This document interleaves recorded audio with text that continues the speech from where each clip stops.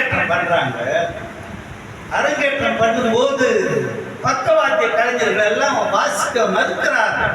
ஒரு சின்ன பையனுக்கு வாசிக்க முடியாதுனால ஜாம்பான்களுக்கு வாசிச்சாங்க, இந்த பையன்களுக்கெல்லாம் வாசிக்க முடியாது, எல்லாருமே ஒதுக்கிட்டாங்க. அப்போ புதுக்கோட்டை தட்சிணாமூர்த்தி பிள்ளை அவர்கள் மகாமேதை, அவர் கஞ்சிரா, மிருதங்கம், பொன்னப்பூ, வாய்ப்பாட்டு ஒன்று விடாமல் திருப்புகழ் சுவாமிகளே சொல்லுவாங்க. அந்த அளவுக்கு திருப்புகழில் கரை கண்டவர். அவர் காலத்துக்காக போன உடனே மண்பூண்டியா பிள்ளை அவருக்கு சிஷ்யர் அப்படியா சொன்னாங்க. சரி, அந்த பையனுக்கு நான் வாசிக்கிறேன்னு சொல்லு என்று சொன்னார். அவ்வளவுதான். தியாகராஜன் அரங்கேற்றத்துக்கு தட்சிணாமூர்த்தி பிள்ளை வாசிக்கிறாராம் என்று கேட்டவுடன் மறுத்த பெரியோர்கள் அனைவரும் போட்டி நான் வாசிக்கிறேன் என்று வாசித்தார்கள். பாகவதரின் அரங்கேற்றம் நடக்கிறது. தட்சிணாமூர்த்தி பிள்ளை அவர்கள் சொல்கின்றார்கள், நேற்று வரை இந்த சிறுவன் தியாகராஜன், இன்று முதல் இவர் தியாகராஜ பாகவதர் என்று சொன்னார். அரங்கேற்றத்தின் போதே பாகவதர் என்ற பட்டத்தை பெற்ற ஒரே பாடகர் யார் என்றால் நம் பாகவதர் மட்டுமே தான். அதுதான் அவருடைய கொடைத்தன்மை பாருங்கள். நம்ம என்ன பண்ணோம்னா ஒரு 500 ரூபா கொடுத்துட்டு அந்த 500 ரூபா கொடுத்தது 1000 ரூபா செலவு பண்ணி விளம்பரமா பண்றாங்க, காமிச்சிருக்கோம். அது நம்மிடம் உள்ள மனித பலவீனம்.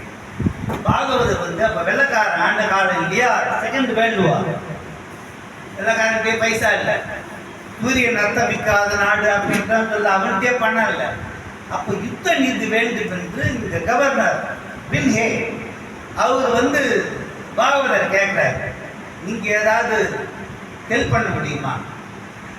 என் தாய்நாட்டிற்கு இது 2 விதமான அபிப்பிராயங்கள் இருக்கலாம். பாகவதர் இது பண்ணார் அது பண்ணார். ஒரு தேச பிரஜையாக சத்தியமூர்த்தி அவர்கள் அவர் சொன்னார், பாகவதரே இப்படி சொன்னார். கேபிஎஸ் அம்மா அவர்கள் கேபி சுந்தராம்பாள் அண்ணா பாகவதர் கரெக்டாக தானே பண்ணியிருக்கான். தியாகராஜன் நாட்டை ஆடுற ராஜா கேட்கும்போது ராஜாவுக்கு கட்டுப்பட வேண்டியதுதான பிரஜையின் கடமை. கவர்னர் கேட்டாரு, தியாகராஜன் பண்ண இது ஒன்றும் தப்பு இல்லையே. இந்த கேபி சுந்தராம்பாளம்மாள் சொன்ன பிறகு சத்தியமூர்த்தி ஐயர் அவர்கள் தெளிவடைந்தார்கள். திருநீலகண்டர் படத்துக்கு நானே தலைப்பு தாண்டி விழா எடுத்து சிறப்பிக்கிறேன் என்று. என்னவென்றால் அந்த வெள்ளக்காரன் இங்கே கேட்கிறான், கவர்னர் நீங்கள் நிதி உதவி செய்ய வேண்டும். எப்படி செய்ய வேண்டும் சொல்லுங்கள், நான் செய்கிறேன். நாடகம் நடத்துங்கள், கச்சேரி நடத்துங்கள், உங்கள் மூலமாக கொஞ்சம் சேர வேண்டும். ஏராளமான நாடகங்கள் நடத்தினார், கச்சேரிகள் நடத்தினார். அப்போது வசூலான தொகை 2 லட்சம் ரூபாய்க்கும் அதிகம் என்று சொல்லிவிட்டார்கள். எண்ணி பாருங்கள், அப்போது ஒரு சவரன் விலை 40 ரூபாய்.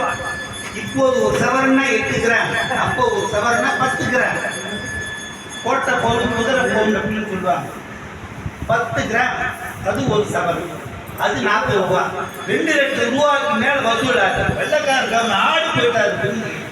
இந்த மாமனிதருக்கு நாம் எப்படி நன்றி கடன் செலுத்துவது என்று திருவெரும்பூர் கிராமத்தையே உங்கள் பெயருக்கு சாசனம் செய்து தருகின்றோம் என்று சொன்னார். பாகவதர் மறுத்து விட்டார். இதையெல்லாம் எதிர்பார்த்து நான் செய்யவில்லை, தாய் நாட்டிற்காகத்தானே செய்தேன். அன்பு நண்பர்களை எண்ணி பாருங்கள், திருவெரும்பூர் இன்றைய மதிப்பு பல்லாயிரம் கோடி. மாட்டேன் சொல்லிவிட்டார் பாகவதர். அதுதான் தேசபக்தியின் உச்சம். வெள்ளக்காரன் மனசு கேட்டார். அவர் சொன்னாரு, we want to give you Diwan Bahadur title. அப்போ வெள்ளக்காரன் காலத்து இப்போ பாரத ரத்னா இருக்கு ஹையஸ்ட் சிவிலியன் அவார்டு, அது மாதிரி திவான் பகதூர் பட்டம். திவான் பகதூர் பட்டம் தரேன்னு சொன்னா வெள்ளக்காரன். இதெல்லாம் நான் எதிர்பார்த்து செய்யவே வேண்டாம் என்று அன்புடன் அதனையும் மறுத்து விட்டா பாகவதர். எத்தனை பேருக்கு இந்த மனம் வரும் எண்ணிப்பார்கள். பொதுவாக நான் புத்தகம் எழுதினேன், 7 சேர்ந்த தியாகராஜ பாகவதர் வாழ்க்கை தரிசனம் புத்தகம் எழுதினேன். அந்த வெளியீட்டு விழாவுக்கு நம்ம பண்புதாரனாலாம் வந்திருந்தாரு. அந்த புத்தகம் மின்னல் கலை கொடுத்து கிடைக்கும், வசதிகள் நான் கான்டாக்ட் பண்ணால் கிடைக்கும். அந்த புத்தகத்தை நான் ஏன் எழுதினேன் என்றால், நான் பார்த்து படித்த புத்தகங்கள் எல்லாம், வீடியோக்கள் எல்லாம், காணொலிகள் எல்லாம் பாகவதை ஒரு கேவலமான மனிதனாக, பெண் பித்தனாக, எவ்வளவு ஒருவரை கொச்சைப்படுத்த முடியுமோ அப்படி கொச்சைப்படுத்தி எழுதியிருந்தார். ஒதுக்கு போனேன் நான். ஏன் இப்படி செய்கிறார்கள்? 2 மட்டும் சொல்கிறேன். ஒருவர் பதிவிட்டு இருந்தார் கருத்து, பாகவதன் சும்மா சான்ஸ் இல்லாம விஷம் வச்சு காவேரி கரைக்கீழ பாலத்துக்கு அனாத பொண்ணா செத்து கிடந்தான். இன்று கொடூரமாக பதிவிட்டிருந்தான் ஒரு கயவன். இன்னொரு மனிதன் பாகவதன் சொத்தையெல்லாம் வைக்க எதிராக கொள்ளடிச்சிட்டான் என்று எழுதியிருந்தான். அற்பன் விஷயம் தெரியாத அற்பன் என்றுதான் சொல்ல வேண்டும். ஏனென்றால் பாகவத விஷயத்தில் செய்யாத குற்றத்திற்காக லட்சுமிகாந்த கொலை அண்ணன் அன்றாரும் பேசுவார். அவன் தினத்தூது ஒரு பத்திரிக்கை நடத்தினான், அஞ்ச பத்திரிக்கை. அது என்ன பண்ணா கட்டம் கட்டி போட்டுருவான். அடுத்த இந்த நான் சந்திக்க போகும் பிரபலம் அப்படின்னு போட்டுருவான். அதை பார்த்தா பிரபலத்துக்கு கதிகள் நம்மளுக்கு தப்பு கௌரவமாக போட்டுருவானோ என்று அவன் கேட்கும் தொகையை கொடுப்பார். இப்படி அந்த தினத்தூது பத்திரிக்கையை தடை பண்ணணும்னு கவர்னர் போச்சு. அதுக்கு பாகவதர் NSK மதுரம் போன்ற நடிகர் பெருமக்கள் எல்லாம் மொழியை கொடுத்தார்கள். தினத்தூது தடை செய்யப்பட்டது. அதன் பிறகு கொதித்து போன லட்சுமிகாந்தன் இன்னொரு மஞ்ச பத்திரிகை, நொடித்து போன ஒரு ரயில் நடத்தின மஞ்ச பத்திரிகை, அதை வாங்கினான். அதை வாங்கி முன்னை காட்டிலும் அதிகமாக அனைவரையும் எந்த பாகுபாடும் இல்லாம ஊர்ல எவன் தெரிஞ்சுச்சுன்னா அவன் கொலை செய்யப்பட்டான். முன்விரோதத்தின் காரணமாக அவன் வீட்டில் கொடுத்துனா இருந்தான். அந்த வீட்டை வாங்கினான். வாங்கினப்புறம் கொடுத்துன காலி பண்ணா மாட்டேன்னா போச்சு, கேசுன்னு போச்சு. தாராராட்சி காலி பண்ணு மட்டும் அந்த வடிவேலு அவனை விட்டு கொல்றதுக்கு முயற்சி பண்ணான். அவன் எழுதினான், வடிவேலு என்னை கொலை செய்ய முயற்சித்தான். அடுத்த இதழில் முழு விவரம் அடுத்த இதில் வரத்துக்குள்ள அண்ணாத்தையும் பார்த்து தீர்த்து கட்டிட்டாங்க. லட்சுமிகாந்தன் கொலை செய்யப்பட்ட 50 நாட்களுக்கு பிறகுதான் பாகவதர் கைது செய்யப்படுகிறார். சென்னையில் பாகவதரும் கோவையில் NS கிருஷ்ணனும். அதைத்தான் அந்த எத்ராஜ் முதலியாரின் புண்ணியவான் கேட்டார், இந்த கொலை குற்றவாளியை கைது செய்வதற்கு ஏன் 50 நாட்கள் எடுத்துக் கொண்டீர்கள்? இன்னொன்று என்னன்னா, லட்சுமிகாந்தன் ஒரு இடத்துல கூட பாகவதர் பெயர் சொல்லவே இல்லை. அவன் முத்திட்டான். அவன் யார்? வடிவேலு அவன் கூட இருந்தாள். அது புத்தகத்தில் எல்லா டீட்டெயிலும். பாகவதரை திட்டமிட்டு சூழ்ச்சி செய்து சிக்க வைத்தார்கள். என்ன ஒரு கொடுமைன்னா, கீழ்கோர்ட்ல தண்டனை பாகவதர் குற்றவாளி, மேல்கோர்ட்ல தண்டனை, ஹைகோர்ட்ல தண்டனை, கொலை குற்றவாளின்னு தெரியாது. நாங்கள் அப்பீல் பண்ணோம் லண்டன் பிரிவியர் கவுன்சில். அதான் சுப்ரீம் கோர்ட். லண்டன் பிரிவியர் கவுன்சில் போகிறது நினைத்தே பார்க்க முடியாத ஒன்று. மகாராஜாக்கள் பிரபுக்கள் அப்படியெல்லாம் வர கேஸ். லண்டன் பிரிவியர் கவுன்சிலுக்கு அப்பீல் பண்ணணும் என்று மனு போட்டார்கள். அந்த மனுவையும் ரிஜெக்ட் செய்தது உயர் நீதிமன்றம். ரிஜெக்டட் என்று. அப்போதுதான் எத்ராஜ் முதலியார் என்ற அந்த புண்ணியவான், அவர் புண்ணியவான் என்றுதான் சொல்ல வேண்டும், யோசித்தார். சரி, லண்டன் பிரிவியர் கவுன்சிலுக்கு நாமே ஒரு மனு செய்வோம், உங்களுக்கு மனு செய்ய எங்களுக்கு அனுமதி தாருங்கள். அப்படி மனு செய்தார். Permission granted. அந்த கேஸ் நடந்தது. புரிஞ்சு போச்சு அவனுக்கு. Start the case scratch once again என்று சொன்னான். மறுபடியும் விசாரணை ஆரம்பித்தார்கள். அப்போதுதான் எத்ராஜ் முதலியார் அவர்கள் பாவதற்காக வாதாடினார். ஒரு பைசா கூட வாங்கல. என்ன சொன்னார் என்றால், நீதித்துறை களங்கத்தை ஏற்படுத்தி கொண்டு விட்டது, அந்த களங்கத்தை துடைத்துக் கொள்ள வேண்டிய நேரம் என்று பாகவதற்கு மொத்த ரூபா கூட வாங்காம இலவசமாக வாதாடி பாகவதரை சட்டப்பூர்வமாக நிரபராதி என்று பிரகடனப்படுத்திய பெருமை எத்ராஜ் முதலியார் என்ற அந்த புண்ணியவானைத்தான் சகாபுதி என்ற அந்த இரண்டு நீதிபதி விசாரித்து பாகவதம் NSK சேர்த்து குற்றமற்றவர்கள் இனி ஒரு சுதந்திரமாக செல்லலாம் என்று சொன்னார். பாகவதை பாருங்க. எத்ராஜ் கூப்பிட்டார். கூப்பிட்டு அவர்கிட்ட சொல்றாரு, இது பைசா வாங்க மாட்டேன்ட்டார். எவ்வளோ செலவு பண்ணியாச்சு. வக்கீலுக்கு கொடுத்தே பாகவத குடும்பத்தை அவரோட சகோதரர்களுக்கு நகைகள் எல்லாம் கொடுத்தாச்சு. ஒண்ணுமே பாக்கி இல்லை. அந்த கட்டத்தில் ஒரு பைசா கூட வாங்க மாட்டேன் என்று வாதாடினார் என்றால், உங்களிடத்தில் இந்த மகான் எத்ராஜ் முதலியார் பாகவதர் அவரை கூப்பிட்டு சொன்னார். போனார். என்ன விஷயம்? பாகவதர் பண்பு நடத்தியிருப்பார்கள். அவர் கேட்டார், இந்த பெண்கள் கல்வி சம்பந்தமா அது கல்வி ஸ்தாபனம் ஆரம்பிக்கிறதா கேள்விப்பட்டேன், வாஸ்தவமா என்று கேட்டார். ஆமாம், அந்த முயற்சியில் இருக்கின்றேன். சரி, அது என்னால் முடிந்த ஒரு சிறு உதவி செய்கிறேன், தயவுசெய்து ஏற்றுக்கொள்ள வேண்டும். உடனே மறுக்கிறார், பணம் நான் வாங்க மாட்டேன். நீங்கள் தான் பணம் வாங்க மாட்டீர்கள் என்று தெரியுமே, நான் பணம் தரப்போவதில்லை, பயப்பட வேண்டாம், இந்த உதவியை மட்டும் தாங்கள் ஏற்றுக்கொள்ள வேண்டும் என்று சொல்லி பின்புறத்திலிருந்து எடுக்கின்றார் ஒரு தங்கத்தட்டு. 100 பவுன் என்று சொல்கின்றார்கள், 115 பவுன் என்று சொல்கின்றார்கள், 125 பவுன் என்று சொல்கின்றார்கள். பாகவதர் அந்த தங்கத்தட்டை இத்திராதிரியாரிடம் கொடுக்கிறார். நீங்கள் தொடங்க போகிற கல்வி ஸ்தாபனத்திற்கு இதனை நன்கொடையாக ஏற்றருள வேண்டும்.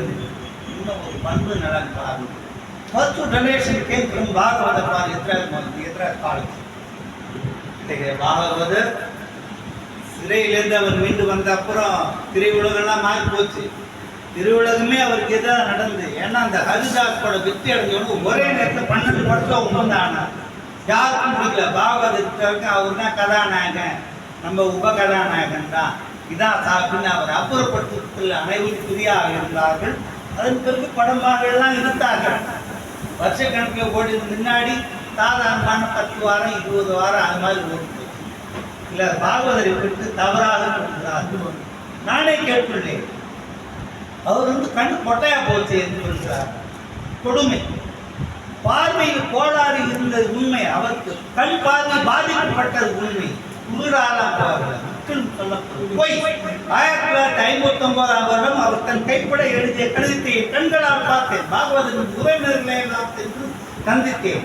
இந்த நேரத்தில் கவிஞர் ரவிபாரதி ஐயா பாகவதரின் 2வது சகோதரி அவர்களுடைய திருமகன் தியாகராஜன் ஐயா அவர்களுக்கும் ராதா தியாகராஜன் அவர்களுக்கும் நான் நன்றி சொல்ல வேண்டும்.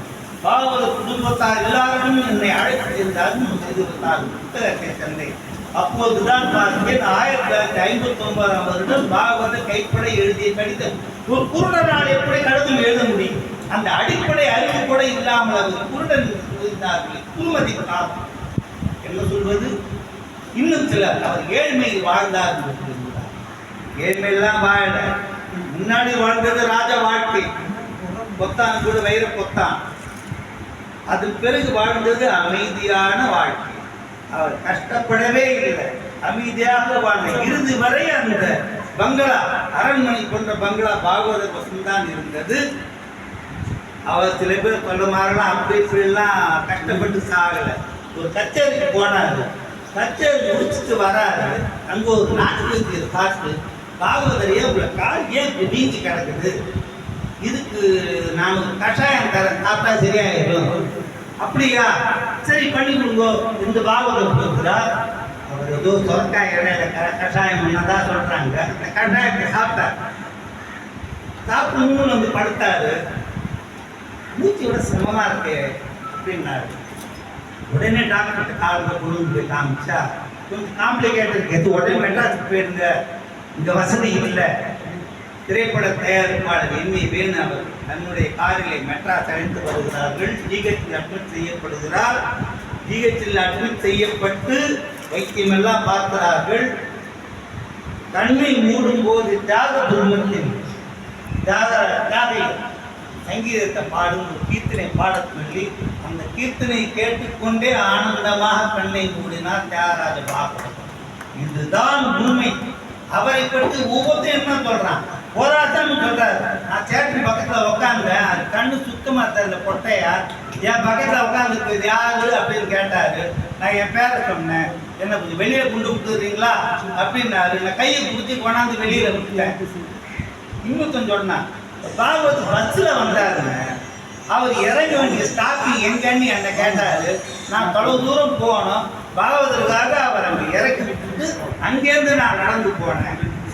இதை விட கொடுமை என்னவென்றால், இன்னொரு குருமதியாளர் சொன்னான், என்னக்கே அவர்கள் இருந்த போது பாகவதர் இறுதி அஞ்சலிக்கு வருகிறார்.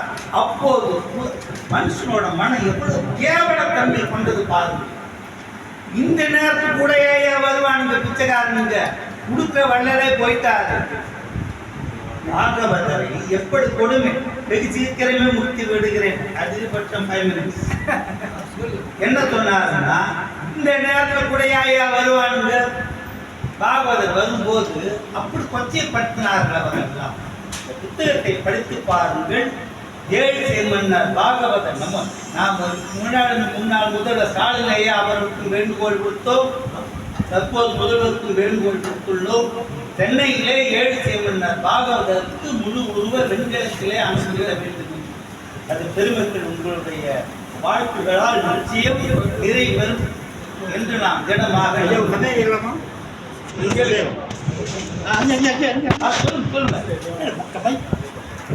அது 57 அம்பிகாபதி படத்துல சிவாஜி ஹீரோ நடிச்சாரு. சொல்லணுமா? முடிச்சிடும் நீங்க சொல்லுங்க, அதுக்கு நான் விளக்கம் சொல்லிடுறேன். அதுதான் கேட்குறேன். அப்பா நடிக்க சொன்னாங்களாம், அம்பா நடிக்க சொன்னாங்களாம். அவங்க நானே அம்பிகாபதி நடிச்சிருந்தேன். நான் விளக்கம் சொல்றேன். கரெக்ட். அதெல்லாம் சங்கடப்படுத்துவான்டா நினைச்சேன். சொல்லுங்க. ஆனால் ஒரு நம்ம அம்பிகாபதி நடிச்சிருந்தேன். திரும்ப நான் நடிச்சேன் என் பேரை நம்பல. ஆனால் சிவாஜி எனக்கு ரொம்ப பிடிக்கும். அது பத்து நடிக்கிறேன். அதுதான் எங்கே சில கருத்துக்கள் எல்லாம் சொல்ல வேண்டாம் என்று நினைத்தேன். அவர் என்ன பண்ணார்? ஏழு அம்பிகாபதி படம், அவர் 7 சொல்றாரு பாவதன் அண்ணா அம்பிகாபதி படம் எடுக்கிறோம் அப்படின்னு, நீங்க நடிக்கணும், பேஷா நடிக்கிறனே அப்படின்னா அவர் என்ன நினைச்சாருன்னா, நான் தான் அம்பிகாபதியா நடிக்க போறோம் என்று நினைத்தார். 1937 இந்த படம் வந்தது இல்லையா? ஆனால் மேக்கப் அண்ட் மேக்கப் போடுறான். இந்த மேக்கப் ஆயிட்ட சொல்றாரு பாகவதர், என்ன வேஷத்தை மாற்றி போடுற, நான் அம்பிகாபதினா நீ எனக்கு கம்பர் வேஷம் போடுற என்று கேட்கிறார். அப்போ மேக்கப் மேன் சொல்றான், இல்ல கணேசன் தம்பி தானே அம்பிகாபதி, நீங்க கம்பர் தானே, நான் கரெக்டா தான் பண்றேன். உடனே பாகவதர் சொல்கிறார், நான் உடனே கிளம்பணும், மனிதர்களுக்கு அந்த அற்புத புத்தியை கொள்கிறேன் பாருங்க, உடனே கிளம்புறேன் என்று சொல்லும் போது அங்க சொன்னான், அங்க இருந்த ஒரு பாய், லைட் பாய், என்ன இப்படி வீட்டுக்கு போனா நான் கட்டி விட்டுருக்காங்க ஒதுங்குங்க, ரொம்ப ஒரு 1 பாத்ரூம் 2 பாத்ரூம் ஒரு வீட்டுக்கு போன வருஷமா நினைத்து போனது எப்படி கொச்சைப்படுத்தான் பாருங்கள் குருமதியாளர், நான் கட்டி விட்டுருக்காங்க விமானமா ஒதுங்குங்க என்று சொல்லி, இல்லை இல்லை நான் உடனேயாக செல்ல வேண்டும். சென்று விட்டார். ஏஎல் சீனிவாசன் அவர்கள் செல்கின்றார்கள். தவறுதான், நீங்கள் அம்பிகாபதியாக நடிக்கப் போவதில்லை என்று நான் சொல்லவில்லை, அது என்னுடைய தவறு, தவறுதான். கணேசன் தம்பிக்கு கொடுப்பதை விட 10,000 ரூபாய் அதிகமாக உங்களுக்கு தருகிறேன், நீங்கள் நடிக்க வேண்டும் என்று பாகவதர் மறுத்து விட்டார். அம்பிகாபதியாக என்னை பார்த்த ரசிகர்கள் கம்பராக ஏற்றுக்கொள்ள மாட்டார்கள் என்று சில தவறான பிரச்சாரம் செய்தார்கள். பாகவதற்கு எம்ஜிஆரை தான் பிடிக்கும், கணேசனை பிடிக்காது என்று விஷம பிரச்சாரம் செய்தார்கள். அசோக்குமார் படத்துல பாகவதர் வந்து எம்ஜிஆர் பாகவதர் வந்து யார் பார்த்தா ராமச்சந்திரனுக்கு ஏதாவது சான்ஸ் இருந்தா கும்பு எம்ஜிஆர் சொல்லுவார். விஷம பிரச்சாரம் செய்தார்கள். பாகவதரே சொன்னார், நான் வந்து அம்பிகாபதியாக நடித்த நான் கம்பராக நடிக்க மாட்டேன் என்றுதான் சொன்னேனே தவிர கணேசனுக்கு விரோதமாக நடிக்க மாட்டேன் என்று சொல்லவில்லை. அவரே கணேசனை வைத்து ஒரு படம் எடுப்பதாக வாழ்க்கை சட்டம் என்று நினைக்கிறேன், படம் எடுப்பதாக திட்டமிட்டு சிவாஜி கதாநாயகனாகவும் சிவாஜிக்கு தந்தையாக பாகவதராகவும் அந்த படத்தை நடிகர் V.S. ராகவன் அவர்கள் இயக்குவதாகவும் இருந்தது. அது காலத்தமிழ்ந்து அதெல்லாம் நடக்காமல் போயிடுச்சு. ஏனென்றால் ஒட்டுமொத்த திரையுலகின் முதல் சூப்பர் ஸ்டார் யாருன்னா பாகவதர் தான், யாராலும் மறுக்க முடியாது அந்த குரல், அந்த வள்ளல் தன்மை. எனவே இந்த ஒரு நல்ல வாய்ப்பை நான் நல்கிய உங்கள் அனைவருக்கும் நன்றி. ஐயாவுக்கு ஒரு நல்ல கேள்வி சொல்லி எம்பராஸ் பண்ண வேண்டாம் நினைச்சு அந்த ஒன்று கேட்டார், அது சொல்ல வேண்டிய நிர்பந்தம். மிக்க நன்றி, நன்றி, வணக்கம். ஐயா, நான் வந்து